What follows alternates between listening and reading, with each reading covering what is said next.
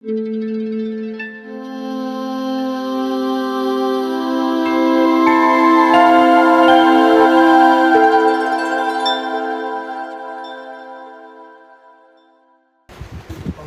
morning, we're going to continue our series, The Trumpet Will Sound. We're talking now in the sermon part 6.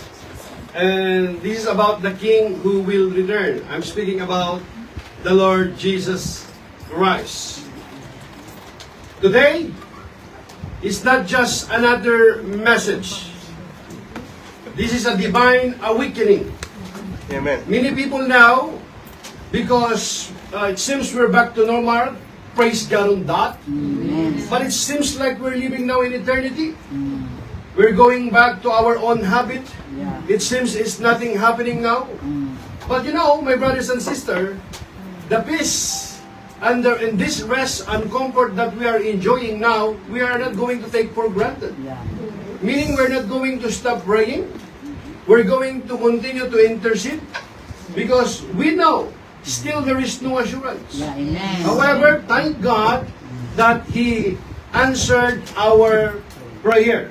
So today, I want you to know that this is not just a simple message. This is not just a message.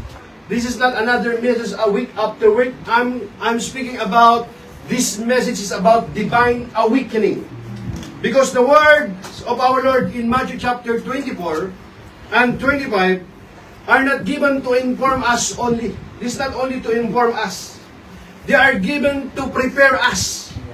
They are given to search us and to position us for His return. Amen. This is not just about prophecy. This is about encounter. Yes, it's not just about prophecy. This is about encounter. This is about revival in the heart of the church. And as we have walked through Matthew chapter 24, the Lord has already spoken to us deeply. Amen? We learned that in the last days, there will be deception, false Christ, and false prophets rising to mislead many. We learned there will be wars and rumors of wars. We learned that nations rising against nations and hearts filled with fear. We saw famines, pestilence, and earthquakes. The shaking of the earth itself. We even warned about persecution, betrayal, and lawlessness increasing, and also causing the love of money to grow cold because of what they are suffering and experiencing. We saw this uploading before our eyes. Amen? But we're also reminded that he who endures to the end shall be saved. Jesus told us that the gospel will be preached to all nations, and then the end will come. Amen. He spoke of a coming time of great tribulations, unlike anything the world has ever seen. He declared that His coming will be sudden, His coming will be visible, and His coming will be glorious, like lightning flashing across the skies, and the trumpet of God will sound. And He reminded us that on that day, no one knows the day or the hour. That is why He commanded us again and again to be ready, to be discerning, to be prepared, and stay faithful while we're waiting for the coming King. Amen. So be watchful, be ready, and stay faithful. Then last Friday, in Matthew chapter 25, verse 1 to 13, we stood before a sobering truth in the parable of the 10 virgins. 10 were waiting. 10 were expecting. 10 looked the same outwardly. 10 looked the same outwardly. We saw it. Everything, it seems they are all the same. But when the moment came, only 5 were ready. 5 were foolish, unprepared. witness, assuming there was still time. And when the door was shut, they were left outside. But the other 5, they were ready, watchful, and faithful. Amen. Why? Because they had oil. Yeah, amen. Isn't it? Amen. They lived prepared. They did not just expect His coming. They positioned their lives for it. And when the cry was heard, behold, the bridegroom is coming, they entered in. Hear me, church? That is not just a story. That is a warning and a wake-up call. That's why this is awakening the church, the people of God. But now, Jesus take us even deeper. He move us beyond the question, are you ready? Amen. When I close, let us pray. Father God, I thank you that your word, they are life and spirit. As I'm going to share your word today, this part 6, when the trumpet sounds, Lord, I pray that use your servant an instrument only. Give me honest conviction, clear speech, so that I may preach your word with power and boldness, without compromise, to bring glory and honor to your name alone. In Jesus' name. Amen. Amen. One more time, give the Lord a hand clap of praise. I want you to shout, "Praise to the Lord." Here it comes. He moves us beyond the question. Are you ready? Everyone say, I am ready. I am ready. Amen. And He confronts us with a greater question. What are you doing with what I give you while you wait? Remember, we are all steward here. Yeah, amen. Whatever you have is not really belongs to you. Amen. It belongs to God. Yeah, amen. Amen? He moved us from watching to waiting. Amen. And now to working. Everybody to working. To working. Now we're just watching. We're just waiting. Now we are working. Meanings, you are going to do something. You're doing something. Because the reality is this. True readiness is not passive. True expectation produces action. Faith without action is dead. Means you are doing something for the glory of God. Amen. Amen? Amen. Now, in Matthew chapter 25, verse 14 to 30, Sister Jed just read it. The Lord, in these parables, the Lord reveals something very important. This is the Lord Jesus speaking. In Matthew chapter 25, verse 14 to 30. The Lord reveals something very important. Why? Something we cannot ignore. Not just the King is coming, but the King will examine our lives. The King will examine how we live. Let me repeat that. The King, not just the King is coming, but each and every one of us, He will examine our lives. And on that day, we cannot hide anything. Amen. He knows our mind, our will, and even our action. Amen? Nobody can hide anything to our King. Amen. He knows us even into our mother's womb. He knows us already. Yes. Amen? Amen. Now, Amen. when I speak about not just the King is coming, but the King will examine how we live and what we did with what He entrusted to us. Why this examination? Because the King did not leave us empty-handed. The Lord one day will not ask you how much money you earn in Kuwait. The Lord will not ask you how much money you have in the bank, how big the house that you built, how many titles of land do you have? He will ask you one day. Look at me and hear me, my brothers and sisters. Even those of you who are watching. He give us time. He give us gifts. He give us opportunity. He give us a calling. Meaning, He will ask us one day, what did you do for your time that I give you? What about your husband? Your wife? Are you loyal? Are you faithful to your calling? To your children? Do you respect your husband? Do you love your wife? What about your children? Do you train them? Amen. You train them in the ways of God. The Bible says, train up the child the way he should go, so when he is old, he will not depart from you. He will not ask you one day what education you finish.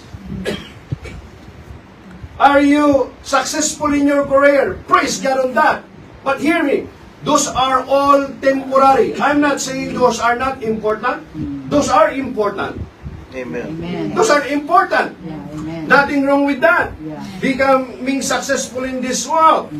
But hear me, if you don't have Christ in your life, life has no meaning. Amen. There is no purpose.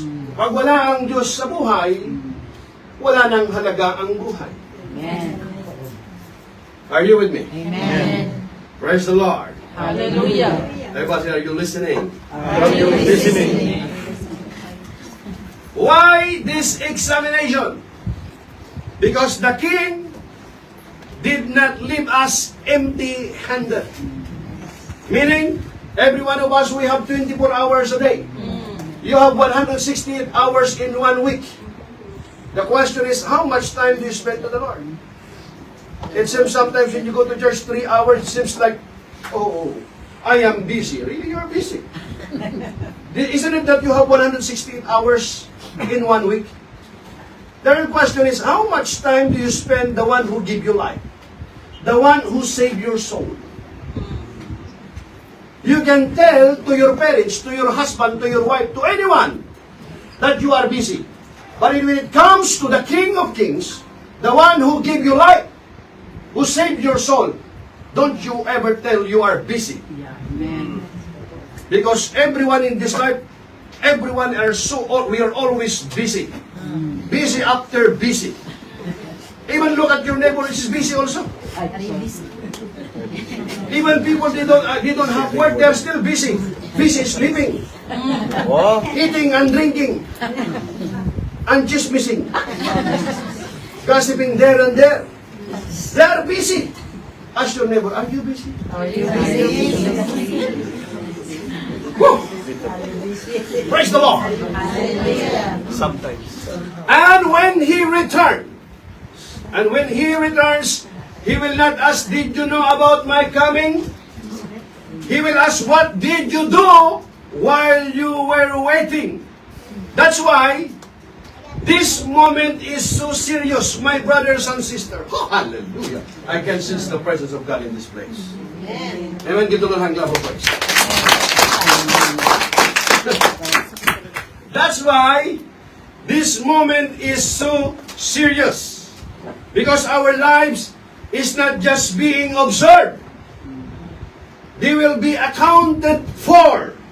This is no longer just preparation. This is responsibility. Yes, the king did not leave us empty-handed. That's why you have to speak before the king. Amen? And on that day, no more excuses. Say to your neighbor, mapi excuses. No more excuses. Alas. No more excuses. Amen? Amen. He will ask you, what did you do while you were waiting? Hallelujah.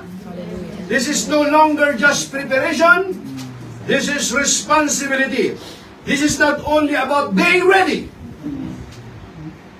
This is about being faithful stewards. Hallelujah. Everybody say, I am faithful. I am faithful. Oh, really? Palakpakan natin ang Panginoon. How do you know that that someone are faithful before the Lord? Very simple. You don't need to ask them many questions. It's a very simple. Where do you spend most of your time? What are you thinking most of the time? That is your first love. Amen?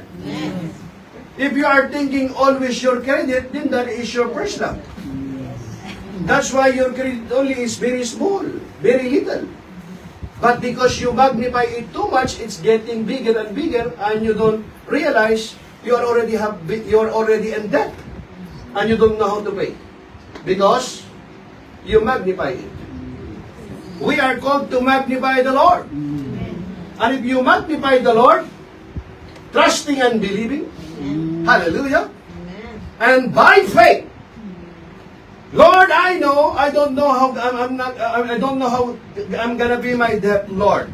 But Lord, I know that you are a miracle working God. Amen. I entrusted to you, Lord, is into your hand. And I believe, Lord, by faith, if I will put you first in my life, all things are possible. Amen. And you know, if your attitude is like that, you know what, my brothers and sisters? The Lord will do something. Amen. And you will experience the word suddenly. Suddenly, miracles. You will receive miracles. Amen? How do you like that? But if you're thinking only, my life is mess, I have no more meaning, I'm already old, 5 years from now, I'm gonna die, 3 years from now, I'm going back home, I still don't have house, I'm still broke, I still have credit, no more. And Satan, is keep whispering you see, you're going to die. Your life is like that, is mess. See, that's why you go to the Baba now. You go now to See, it's okay. Use your mind. Use your brain, Habibi. See, you're going back home and you don't have anything. But I will look at me. The devil is a liar. Amen. You have God in your life. Amen. You have Jesus. Then He will give you the power to overcome this temptation, to overcome even those debts. Amen. God has the final say. Amen. When God says not over, It's not over. Give the Lord a clap of praise. Amen. Amen. Praise the Lord. Amen. The devil is a liar. Yes. Amen. Amen. That's why if you hear that voice, you no more. 2 years from now, you're going back. See, your husband is still drunkard. See, look at your house. Nothing. The children are a mess. And you know what? Day after day, if you what's the problem, my brothers and sisters? The biggest problem in this world, my brothers and sisters, is not money. You know what? Because if just money, the Lord will give us what? The best financial accountant. The financial analyst to solve our all problem. You can have money, but still you have problem. You know what is the problem in this world is about hopelessness. If you don't have hope, day after day, you live a life without a purpose. Yeah. That is the greatest strategy in life. Amen. More than even famine and that. Some people are broke. They don't have money. They don't have joy. They don't have job. But still they wake up they wake up every day with full of joy and hope and faith. Amen. They still have this enthusiasm to serve the Lord. Why? Because their hope is not based on the hope of this world, but their hope is in the Lord. Amen. And the one who promised will not disappoint us. Amen. Amen? Because the Lord is faithful. Amen? Amen. He will not put us into shame if you put your trust in Him. Amen. Amen. Praise the Lord. Hallelujah. Ask your neighbor, are you listening? Are you listening? Sabi mo sa'yo na hindi mo alam pinagtanod ko. Are you with me? Why you're still here? Because the Lord has not finished with you. You still have you seen your future? Can you travel there? No, right? The other question is, can you go back to your past? No. You cannot go back to your past. Yeah. Your past belongs to your past. Yes. And God does not consult your past Yeah. to determine your future. Amen. Amen? Give the Lord a clap of praise.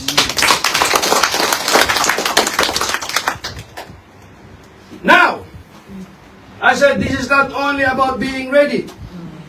This is about being faithful stewards.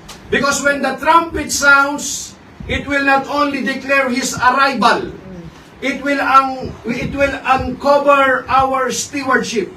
And every servant will stand before the Master, not empty-handed, but accountable for what was entrusted to them.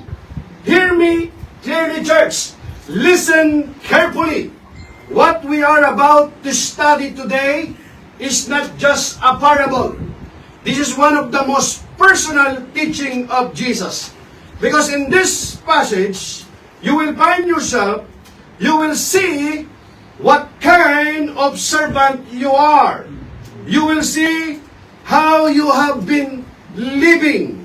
You will see what God has entrusted to you. And more importantly, you will see what will happen when the Master returns. Hallelujah! Praise the Lord. Are we going to close prayer now? Do you know that we still don't start? Amen? Amen.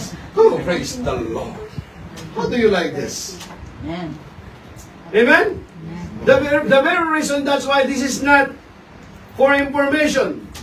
This message is not just an information. This is about transformation. Hallelujah. This is not just something to hear. This is something to respond to. Hallelujah. So don't just listen today. Examine your life. Not your neighbor. We are called to examine ourselves before the Lord. Yeah. Amen. Don't just observe the parable. Don't just listen to it. You have to enter to it so that you can fully grasp the meaning of this message. Because by the end of this message, one question will remain in your heart. You want to hear it? Amen. Amen? One question will remain in your heart. Lord, what will I present to you When you come. when you come? This is no longer just preparation. Verse 1. Verse 14. Can we read it all together? 1, 2, 3. For the kingdom of heaven is like a man traveling to a far country, who called his own servants and delivered his goods to them. Hallelujah.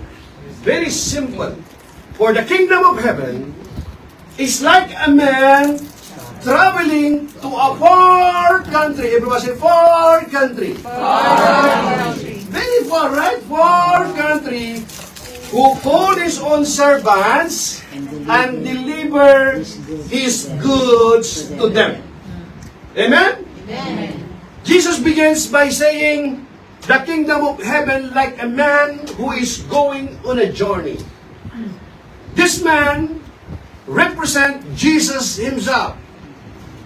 Before he leaves, he calls his own servants. Not strangers, but servants. But those who belong to him. And the Bible says, he delivered his goods to them. Meaning, he's entrusted them something. Hallelujah. That means, everything they receive is not their own possession, but his trust. The reason why, whatever you have is not belongs to you. Amen.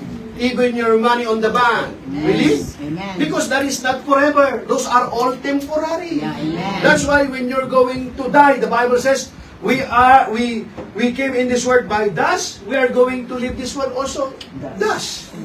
Empty-handed also. Amen? That's why when you die, they are not going to bury you with your own house. They will not put the gold and the title that you accumulated in this life. they will make sure when you die, they will bury you very far. So that you cannot come back. Oh. You know why? And they will give you also, they will write something, there. After they will close the casket, they will make it sure that they will put some good cement. They will lock it there and they will put rest in peace. Goodbye. R.I.P. Are you with me? Amen. That means everything they receive is not their own possession, but is theirs. Beloved, this is not the picture of stewardship. God never abandoned His people. He entrusts His purpose into their hands. Amen? Amen. The Bible says in verse 15, 1, 2, 3, and To one he gave 5 talents, to another 2, and to another 1, to each according to his own ability. And immediately he went on a journey.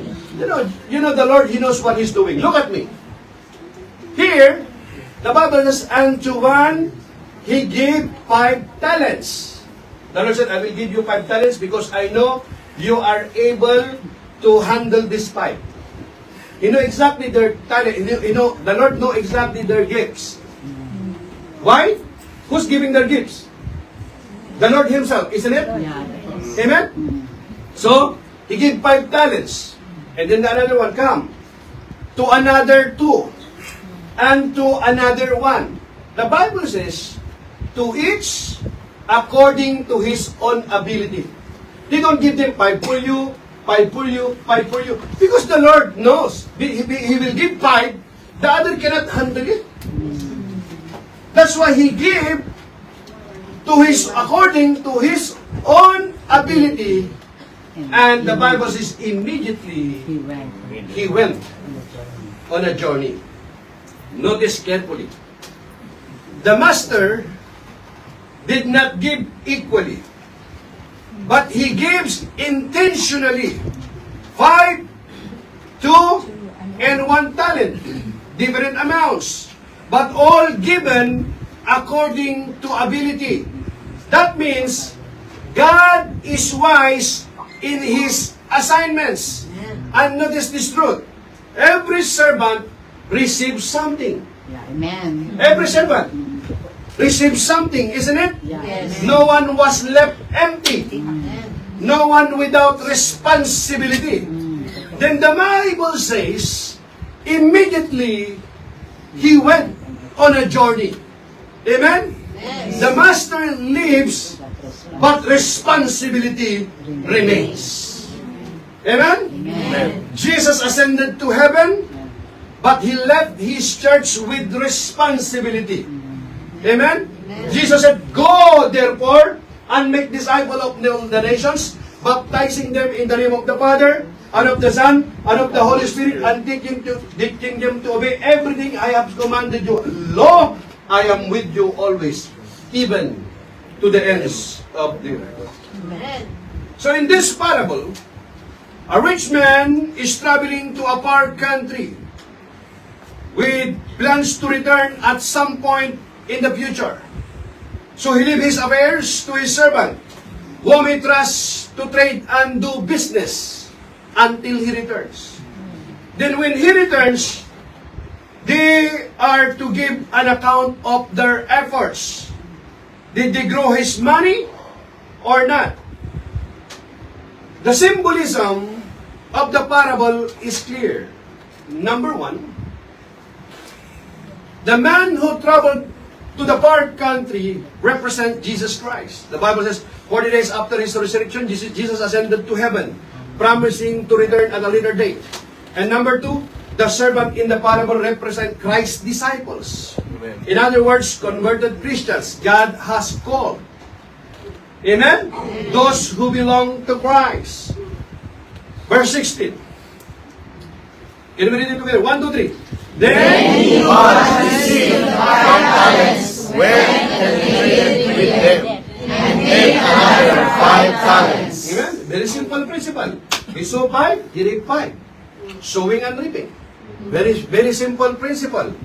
This servant immediately responded. He went. The Bible says he went and traded with them. He worked. He multiplied. What he received did not stay the same. It became fruitful. Faithfulness is always active. That's why it was faithfulness is always active. Not just sleeping. Not just Doing something. Nothing wrong to sleep, right? Yes. You shouldn't to take a rest. Yeah. But always sleeping. Not good, Habibi. Wajid no, muskila kabir. Papi Pai. Amen? Amen. Are you with me? Amen. Yan ang nakita mo, friends.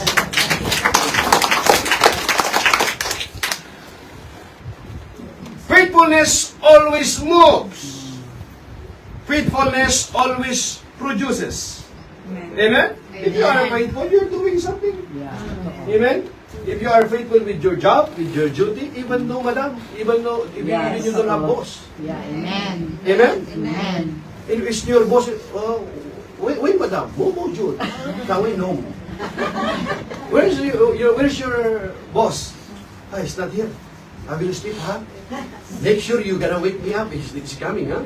And then when he's coming in, you know he's coming now. You're going to take the floor. You are right. And then you put a little water here so that a little bit, you know, you're sweating. And then when you open the door, oh, what happened to you? I'm very tired. Really? Look at your neighbor. Are you like that? No, so I'm not like that. Kasi hindi mo lang natayo. Are you with me? Ito na ang level, friends. Wala pa si madam, pati na di 4 ka pa kasi. Ano, pa-Facebook, selfie. And then when naman, oh, I'm not cooling. You know, I'm busy, madam. You know, I'm cleaning something. Really, you're cleaning something? Do you know someone like that? Hello! Are you with me? Amen. Sabi ng isa, kilala ko. Kasama ko yun, gano'n yun. Pero gano'n din naman siya minsan. Ito na lang lang, friends. Verse 16. Amen. Now, the second servant, now, let's talk first about the second servant. In verse 17, yeah. And 1, 2, 3, verse 17. And likewise he was able to gain 2 more also. Very simple. The same principle. He saw 5, he received 5. He saw 2, he reaped 2. The principle of sowing and reaping. He worked, he invests, he multiplied. Very simple principle. It's not difficult. The second servant responds the same way. Even though he received less, he did not compare himself. He did not complain. He simply obeyed. He did not. Why did you have 5? Only me 2. Because you know that you cannot handle 5. You can handle only 2. Yeah. But he did not complain. He worked, he traded, and then he's faithful, and then he multiplied. Amen. Amen? Amen. And here, he simply obeyed. And the result is multiplication. Faithfulness is not measured by amount, but by obedience. Can you see that all together? 1, 2, 3. Faithfulness is not measured by amount, but by obedience. See? It's obedience. Amen? Amen. Now, I'm gonna be faithful now if I have 10 now in my connection group. Really? You started with 1. If you are faithful with 1, praise God on that. Amen. You're always absent. You're always late. And sometimes you have too many reasons, too many excuses. And sometimes you join, but you are not also joining. They are calling you, but you are doing something. No, because really I'm busy. How could it be 24 hours you're busy? But they saw your post in the Facebook. For 3 hours, you're there. In your connection group for 2 hours. Sister! They are calling you. Oh, wala na siya. Tinawag siya siguro ng madam. No, he's snoring now, he's sleeping now. Are you with me? Be faithful. Amen? Don't underestimate that. That's very important. Appreciate the people who... That's why sometimes, we are even getting mad if someone is reminding us. If someone is reminding you, you have to be thankful and grateful. Amen. If nobody is reminding you, think about it, that nobody reminding you, ano ka na, na-atake ka na doon. Jesus' name. Right? If someone is reminding you, yeah, praise God, sister, I'm not feeling well today. Brother, I'm not feeling well. Would you pray for me? Maybe he will, okay, let me pray for you. Are you okay? Do you need something? At least let them know let them know that you are okay. You're not just simply ignoring them. Amen? You have to, don't take for granted the people who care, who pray for you. Those are very seldom. There are people that you're always with them, you're always going there in also, Mia. You're eating together. Hello, chai halib. Hello, sister. Good to see you like that. And then you don't know that he's calling your boyfriend also. And then you fighting. Why? You know someone like that? Yes. Yes, of course. Amen? Yeah, I know someone like that, Pastor. Amen? Why you know, Pastor? Praise God. If you have like this community, much better. Amen. Because they will not just, of course, there is no such perfect group. Yeah, totoo. Amen. We have our own weaknesses. But at least we have to give an allowance. Yeah. Amen? You have to give an allowance. Meaning, you extend also compassion, Yeah, amen. understanding, something like that. Because you are not also perfect. Yeah, amen. Amen? You are not always, no, I'm better than you. Really, you are better than you? You are not even better than your madam? Are you with me? Amen. Ito lang ang clap of praise. So faithfulness is not measured by amount, but by obedience. Verse 18. 1, 2, 3. But he who has received 1 million and dug in the ground, and he restores money. Yeah? The same principle. He have one, but what did he do? Did he invest? No. Did he work? No. Did he multiply? No. What did he do? He received one? He- Only one. He didn't give him 5 because he cannot handle it already. 5. He cannot handle 2. But the Lord knows he can handle 1. Only 1 he gave. But what? Dug into the ground and hid his Lord's money. What happened? Now, let's take a deeper look at the lesson we can learn from this parable. When we fully understand this parable meaning, we'll see it has weighty implication for our lives. Parable of the talents lesson. Number 1. When more is given, more is expected. That was it. 1, 2, 3. When More is given, more is expected. Amen? Of course, you are given 5. How much did he give? Did he give 4? No, he gave also 5. Amen? So in the parable, the rich man's goods were divided between 3 servants. The first servant was given 5 talents. The second was given 2 talents. The third one was 1 talent.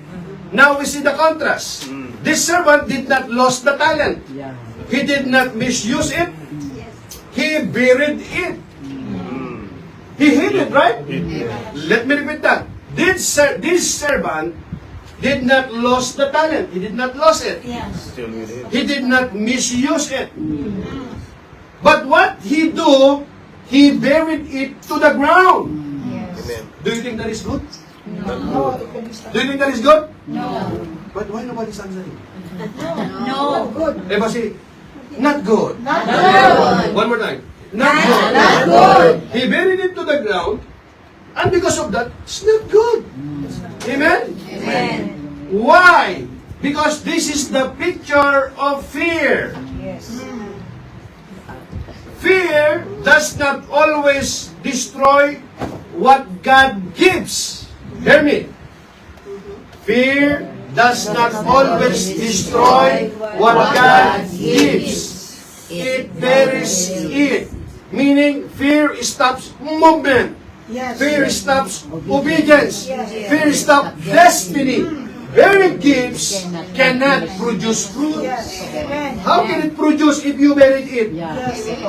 Unlike the 5, unlike the 2. They use it, that's why they invest it, they work for it, that's why it multiplies. It produces fruit. If you sow the seed, then you expect a harvest. Have you seen a farmer that you will say to the farmer, did you sow a seed? Oh, don't speak a harvest. Are you kidding me? It's not easy, isn't it? How many of you here know a farmer? It's not easy, a farmer. Even they know that there will be a typhoon will come, they don't even care if the typhoon or there are rainy days, they will sow a seed anyway. And if they sow the seed, there will be a typhoon or no typhoon, they are expecting a harvest. Amen. Amen. Amen? Amen. Now, verse 19. 1, 2, 3. After a long time, the Lord of those servants came and settled accounts with them. Oh, here it comes. After a long time. It was a long time. Kanina, a while ago, a very far country. He journeyed. Now, after a long time. How many years? He did not say how many years. What we know, long time. It was a long time. Long time. After a long time, the Lord of those servants came and settled accounts with them. Here is the turning point. After a long time, the Master returns. This is the return of Christ. And the Bible says, He came to settle accounts. That means everything is reviewed. Everything is going to check. Everyone is going to settle an account. They have to present themselves. One of them, every one of them, no excuses, no more late, and the Lord will make sure that this appointment, they will not miss this appointment. They will be there at the right time, at the right place. Are you with me? Amen. Amen? The Bible says He came to settle accounts. That means everything is reviewed. Everything is evaluated. Nothing is hidden anymore. Delay does not cancel accountability. No more delay. They have to settle an account. Next verse. 1, 2, 3. So he who had received 5 talents came and brought 5 other talents, saying, Lord, you delivered me 5 talents. Look, I have paid 5 more talents besides him. His Lord said to him, Well done, good and faithful servant. You were faithful over a few things. I will make you ruler over many things. Enter into the joy of the Lord. So it's very clear here. Notice, careful something here. So he had received 5 talents, came, and brought 5 other talents, saying, Lord, you delivered to me 5 talents. Look, I have given 5 more talents beside them. His Lord said to them, Well done, good and faithful servants.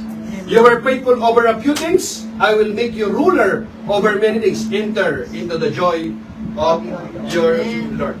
Notice, the servant does not hide anything. He comes openly and say, Lord, you give me and I gain. And the Master responds with one of the most powerful statements in Scripture, Well done, good and faithful servant. Not successful servant, not successful.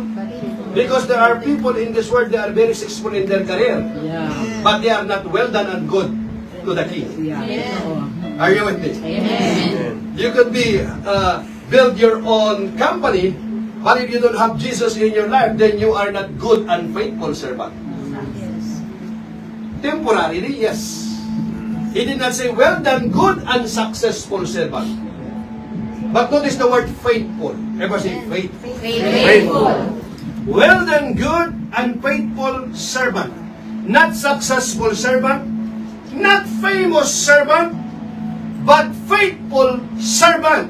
Amen. And the reward is promotion and joy. Hallelujah. How do you like that to hear one day to your king? Well done, good and faithful servant. Amen. Enter into the joy of your Lord. Amen. Give the Lord a hand clap of praise. Amen? So faithfulness leads to joy in His presence. Now here's the question. What is a talent anyway in the Bible? Isn't it that every one of us here, we have a talents? We have God-given gifts. Nobody can tell me here that you don't have a God-given gifts. We are all gifted. We are all gifted, child. Amen? Some of that gift are only misused. If you use that God-given gifts with you, and you use it for the glory of God, praise God. But we don't use only, we have so many talents and gifts, but we don't use it to glorify our King. We use it on our own glory. Amen? We use it only to ourselves. Now the question is, what is a talent? Can we just go a little bit in the Bible? Let me tell you about this. When you talk about a talent in the ancient world was simply a large amount of money. Everybody, a large amount of money. Large amount of money. So that in order for us to understand. Meaning, measured by weight, usually silver or gold.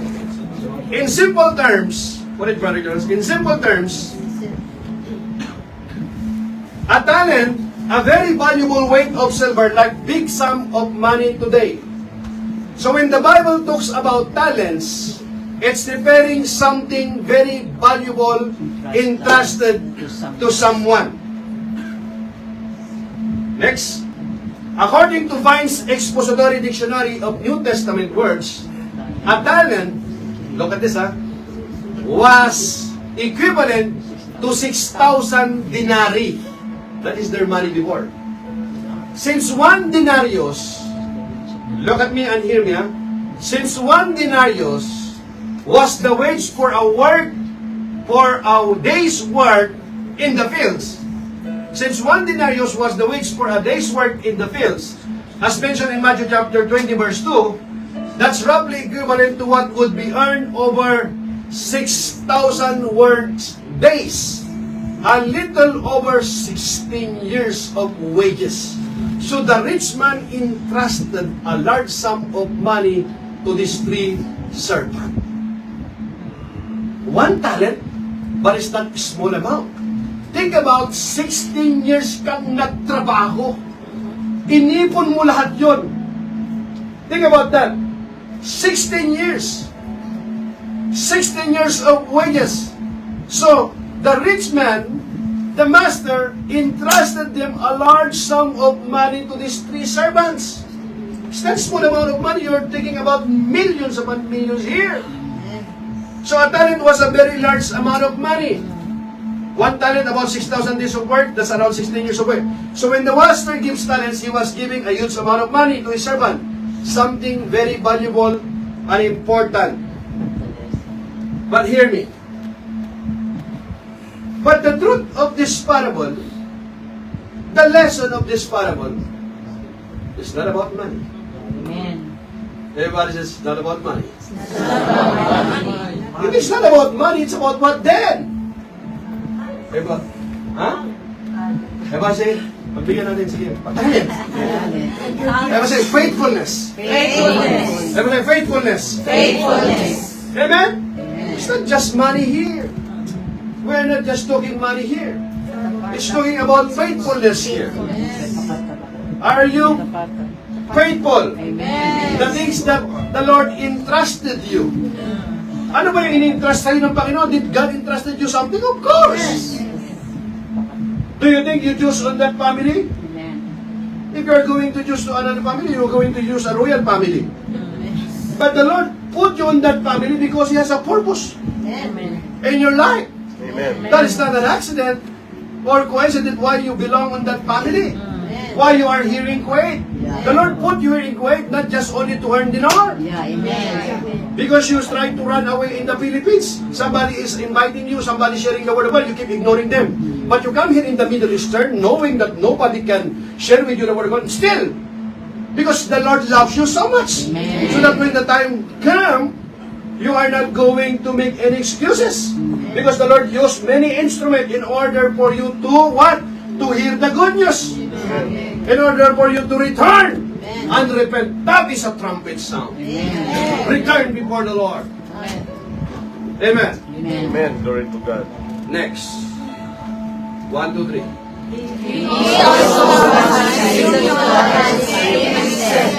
Lord, you delivered me to the talents. Look, I have made you your talents sergeant. His Lord said to him, Well done, good and faithful servant. Enter into the joy of your Lord. Same response. He also had received 2 talents. Give, Lord, you delivered me 2 talents. Look, I have gained 2 more talents beside them. His Lord said to him, Well done, good and faithful servant. Enter into the joy of your Lord. The second servant is rewarded exactly the same way. Even though the amount was different, the reward is the same. Why? Why? Because heaven does not compare size of assignment. It rewards faithfulness. Everybody say faithfulness. Faithfulness. You are given a connection group. He entrusted you a connection group. Okay? And the other one is entrusted only to vacuum the church after service. You are entrusted for one connection group. You are the connection group leader. You are always absent. The other one is only not teaching, not preaching. What?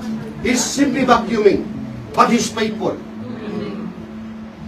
The question is, the Lord is pleased to the first one or the second one? Second one. Even though he worked behind the scene in the ministry, the Lord is what? Recognize faithfulness. Amen. It's not only your ability, Yeah, amen. but your availability. Everybody say, I'm available to the Lord. I'm available to the Lord. Yeah. Galing mo talaga, really? You're available? Yes. Yes. Amen. Amen. Hallelujah. Give to the clap of praise. Next. Very simple to understand, isn't it? Yeah. Are you with me? Amen. Are you getting this? Yeah, amen. Now, 1, 2, 3. Then the one received the 1 talent came and said, Lord, I knew you to be a hard man, and I was afraid, and went and hid your talent in the ground. Look, there you are, what's yours? This guy is very smart. He thinks he's very smart. The first time because he's already making excuses, making justification. He justifies something. Huh? Isn't it? Yes, right. Then, he who had received the 1 talent came and said, Lord. It's the same. He calls the Lord.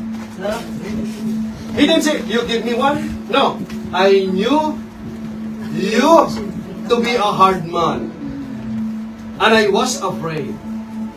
And went and hid your talent in the ground. Look, there you have what is yours. What is the Lord, do you think, will answer to him? Oh, very good. Like that? Do you think that is the answer? Very good. You are faithful. You are really working hard. Very good. Do you think that is the Lord's response? Huh? No. Do you want the reply? Yes. Now the third servant speak. And notice his problem. He misunderstand the master. He said, I was afraid. Notice the word afraid immediately. You remember the story of Adam and Eve? Before, when their sin is still not entered into their heart, still they are excited to the Lord. They have this close, intimate relationship with the Lord. When the Lord told them, you may freely to eat everything in the garden except the fruit of knowing good and evil, the day you will eat it, you're going to die. They ate it. And after they ate it, what happened? They heard the Lord is coming. And then said, the Bible says, and they hid it. Because of what? We know, Lord. Adam, where are you? Why the Lord is asking, where is Adam? Do you think the Lord doesn't know where is Adam? Of course he knows already. He's giving him a chance. He's going to tell the truth. Are you with me? Amen. He's now afraid. You know what? When people are already guilty, before you are inviting in the church, they started to make excuses. Sister, could you come? Next time. Why next time? You don't want to go to Jesus? Because if you don't want to go to Jesus, you have someone. Oh. Are you with me? Look at me. Are you getting this? Yeah, amen. Why you don't want to go to Jesus? He's inviting you to church only. Yes. But because you already have someone. So you know to yourself, if you go to Jesus, Jesus is in the light. Jesus is right. And if you go to Jesus, you're carrying something baggage, it will be exposed. And the devil tell you, don't go. The devil says, don't go. We'll stay here. Don't go. But Jesus is still calling you. Because whoever you are, if you come to Jesus, you come as you are. Even you're carrying a lot of baggage, the Lord is able to destroy those bandages. He is able to set you free. Amen. And the devil doesn't want it. Yeah. Amen? That's why, would you come? Sige, minsan na nga. Only one, ha? Only one, ha? Are you with me? That's why you're here for such a time as this. It's not an accident. Because once the gospel has been heard, you hear the word of God, you believe it or not, doesn't matter. What matters is what? The word of God is already with power. You believe it or not, you accept it or not, what matters is what? It will not return to him void.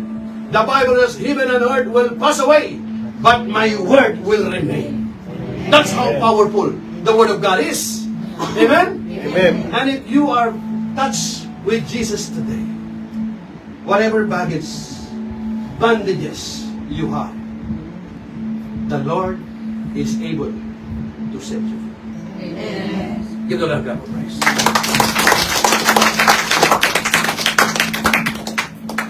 He must understand the master. He says, I was afraid. Fear controlled him. Fear paralyzed him. Fear buried his calling. And at the end, he returns only what he received. Nothing more, nothing multiplied. And because of that, God is not honored by preservation without obedience. God is not honored. He is not pleased. He is not happy.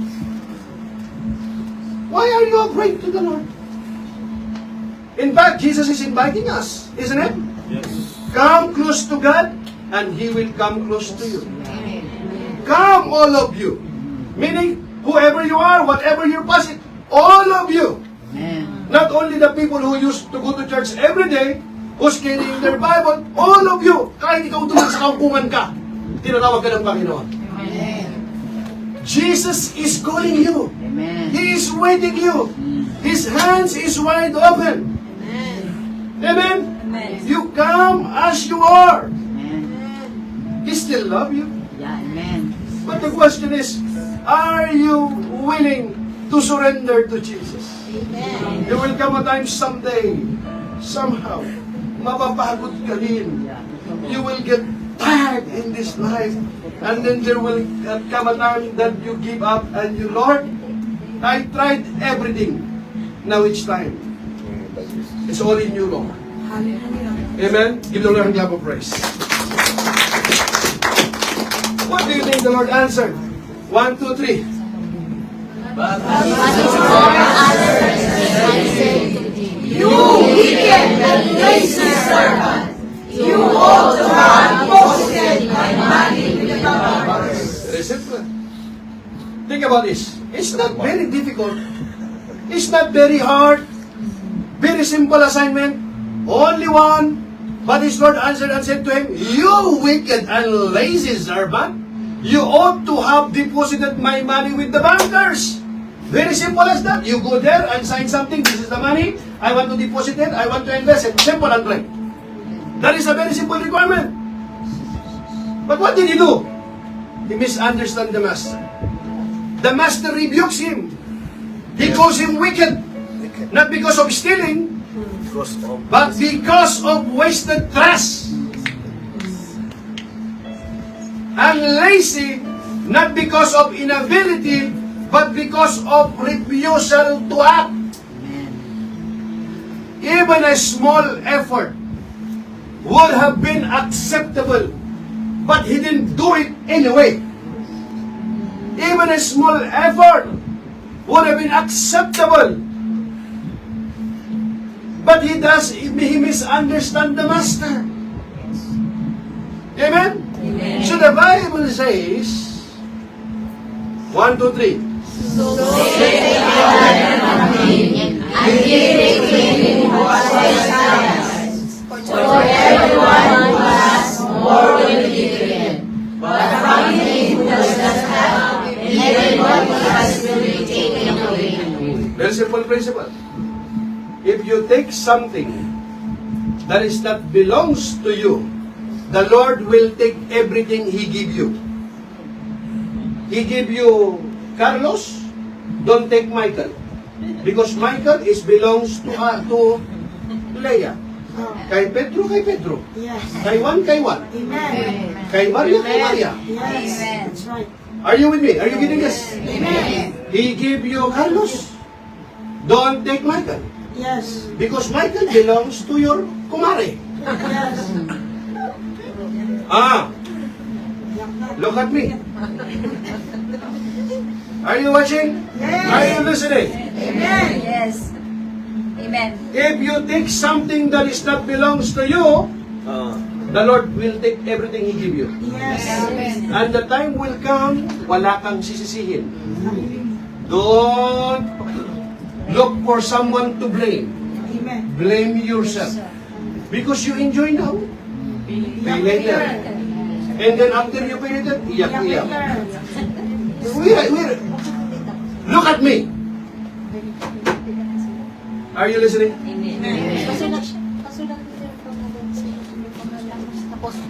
You are free to do whatever you want to do. Yes. You have a free will. You have a free choice. Okay? Yes. That is your choice. Kung matigas ang ulo mo, you choose that, it's up to you. Yes. But remember, there will come a time that we have to give an account. Yes, exactly. The Bible says, there is pleasure of sin or a season. But remember, everything we do in this life, there is a consequence. Yes. Nothing, there is no such consequences. You can hide now. Nobody knows now. But about your conscience? Do you know that every one of us here, we have a secret? Then that secret, you are not even to expose it to your loved ones, to your family. Because if your family knows about this, we are too ashamed, even to ourselves. We just hide it until to our graveyard. We don't even have this courage to testify or to repent, to renounce. We don't have even courage to come before the Lord and humble ourselves before the Lord. Are you with me? Amen. And here, the very purpose of this message is not to condemn us, Yeah. but to awaken us Yes. that nothing is hidden before the Lord. Amen. He knows us exactly. So come as you are. Don't pretend that when you are just coming home, you're just like holy and righteous. That seems you are very clean. We all needed grace anyway. and mercy of God. Amen? That's why there are people, someone like when they are talking to their family, see, I am very hardworking here. I am so tired. I am faithful here. Really? You're faithful? Look at, can I see your cell phone if you are faithful? You cannot even keep your mobile in your, you are sleeping now, your mobile is beside you. Are you with me? If was it nothing in my phone? My phone belongs to Jesus. Amen? Praise God. Hallelujah. Are you with me?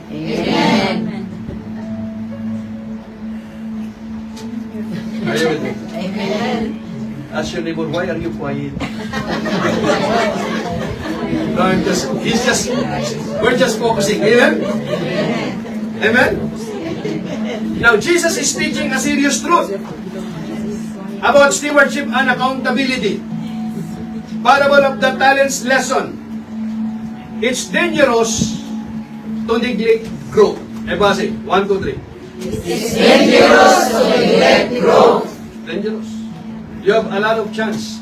You have a lot of opportunity to grow. There are a lot of studies. You can have alpha, connection group, prayer meeting, going to the church, Friday morning, you cannot come. There is a Zoom. Afternoon, there is service also. Saturday also. Sunday also. Still, you don't have time. It's not your, it's your problem now. You are ready. Kung gusto, kung ayaw, you're just making excuses now. There is a way. Amen? So in the parable, talents represent the abilities and gifts God gives, like skills, strengths, and opportunities. Some we are born with, some we learn and develop. God expects us to use what He has given us. Let me repeat that. God expects us to use what He has given us. Those who are given more are expected to do more. But everyone is expected to grow and be faithful no matter how much they have. God expects more from those who have been given more. Let me repeat that. Whatever God has given you, strength, skills, money, or knowledge, use it to serve Him and help others and make sure glorify Christ in your life. Use what you have and grow it for God's glory. Amen? Amen. Here are 2 reasons people may neglect growth. 2 reasons. Number 1, fear. The servant who buried his talent justified his lack of growth by saying he was afraid of his master and the prospect of losing his money. That fear led him to do nothing. He knew what his master expected, but failed to act because of fear. Jesus warned that fear can be an enemy of faith. And the Bible says, next, the Bible says, verse 30, and cast the unprofitable servant into the outer darkness, there will be weeping and gnashing of teeth. Hear me. This is one of the most sobering statements of Jesus in this entire parable. Do you know why? This is not spoken casually. This is not figurative language to be ignored. This is the King speaking about the final outcome of a life. A life that was entrusted with grace, but lived without a faithfulness. That's why you don't abuse grace. You cannot abuse grace. He has been given you grace after grace, mercy, chance after chance. He used a lot of people, He used many of instruments by God in order for you to repent and return to the Lord. But you have so many excuses. Many excuses. Here, this is the King speaking about the final outcome of a life that was entrusted with grace, but lived without faithfulness. The Bible says, and finish that, and cast the unprofitable servant. Notice the word Jesus used, unprofitable. He does not say the servant was talentless. He does not say the servant was weak. He does not say the servant was unable. He calls him unprofitable. Walang kwenta. Yun ang ibig sabihin ito. Why? You have a gift. You have a talent. You have everything. Because you don't know the heart of your king. Yeah, amen. You don't know your master. You misunderstood him. Something was given to him, but nothing was produced from what was given. Ipagsusulit mo ang lahat sa Panginoon. Amen. Lack of preparedness. Show it down. The parable of the talent is preceded by the parable of the wise and foolish virgins. In that parable, the main lesson is that Christians can fail to enter the kingdom by being unprepared. We prepare for God's kingdom by growing spiritually. We can put that off and try to borrow it from others. And the last minute, or try to rush building it. He had opportunity, but no obedience. He had trust, but no transformation. He had stewardship, but no fruit. This is not the judgment of capability. It is the judgment of wasted grace. You wasted it. Why? You wasted it. You have a lot of chances. You have a lot of an opportunity. Why did you do it? You are busy watching your Facebook, your TikTok. That TikTok can help you if you are in trouble. That TikTok also that you are following cannot even hi, hello, how are you? Cannot even reply you. He don't know you. Right? And you are so fanatics to the point that you are just, when you wake up in the morning, you have to, you're a follower. And then when you're about to school, you're a follower. And you keep commenting, and you cannot even comment to Jesus, the one who saved your soul. Your TikTok cannot help you also when the time will come. And you spend a lot of time. But what about your soul? Because remember, you are a living soul. Amen. Amen. The Bible says, and cast the unprofitable servant into the outer darkness. Hear the seriousness of this phrase.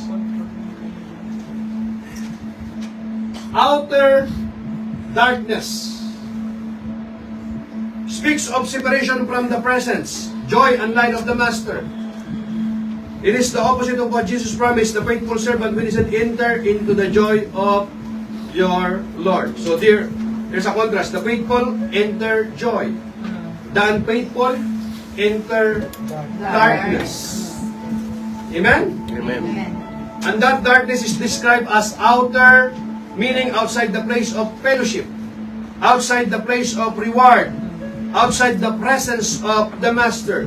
This is not just a physical description, it is spiritual reality of separation. And there will be weeping and gnashing of teeth. This is the language of deep regret, of irreversible realization. Weeping speaks of sorrow that cannot be undone. Gnashing of teeth speaks of anguish, frustration, and eternal regret over what was lost and cannot be recovered. You cannot recover it anymore. This is not temporary emotion. This is final realization. This is the moment when a life understand, I had opportunity, but I did not respond. Now, church, bring this into the Bible truth. Because this is not given to scare us. I'm not scaring you here. But to awaken us. Jesus is revealing this so that we do not end there. This verse is not just a warning about judgment. It is a call to awakening the presence. Because while there is still breath, there is still grace. While there is still time, there is still opportunity. While the trumpet has not yet sounded, there is still mercy to respond. So don't bury what God has entrusted. Don't delay obedience until it becomes regret. Don't live a life that produces nothing for eternity. Because the greatest strategy in this parable is not loss of money, it is loss of purpose. Yes, it is not loss of money, it is loss of purpose. The master said, take that talent from him and give to the one has 10. This means the servant who did nothing lost what was given to him. He had the opportunity, but he wasted it. Then Jesus says, for to everyone who has more will be given, and he will have abundance. This speaks of those who are faithful. When you use what God has given you, He increased it. He entrusts you with more, but from him who does not have even what he has will be taken away. This is a warning. When a person neglects God's gifts, ignore His calling, and remains idle, even the little he has will be lost. Even the little he has will be lost.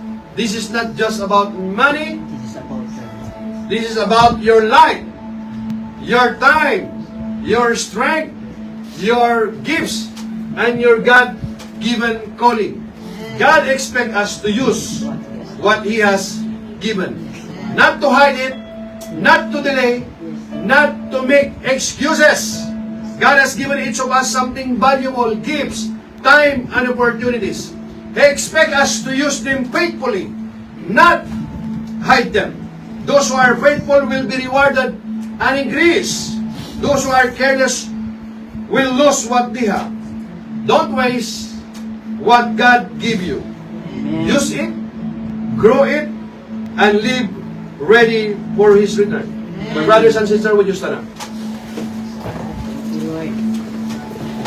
As we come to the end of this parable, the message of Jesus becomes very clear and very direct. The King is coming back. He will not come back to begin the journey. He will come back to settle accounts. Everything that was entrusted will be evaluated.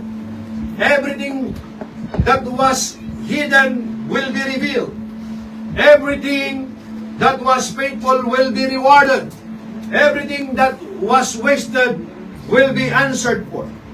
Hear this carefully, my brothers and sisters. What made the difference in this passage was not possession, but stewardship. Not what they had, but what they did what they had. Let me repeat that. Not what they had, but what they did with what they had. Kung ano ang ginawa nila na ipinagkaloob sa ipinagkaloob sa kanila. Anong ginawa nila doon sa bagay na ipinagkaloob sa kanila? Two servants entered into joy simply because they were faithful. Amen? One servant entered into regret because he buried what was given to him. So the message of Jesus is not just information. Amen? It is invitation to responsibility. And it is a serious calling. While there is still time, while grace is still speaking, while the trumpet has not yet sounded, church, Jesus said, be faithful with what God has entrusted you. Be active with what God has called you to do. Be obedient in what God has spoken over your life. This is the reality of Jesus revealing. When the trumpet sounds, preparations end, and eternity begins. So the question remains, what will you do with what He has given you before He returns?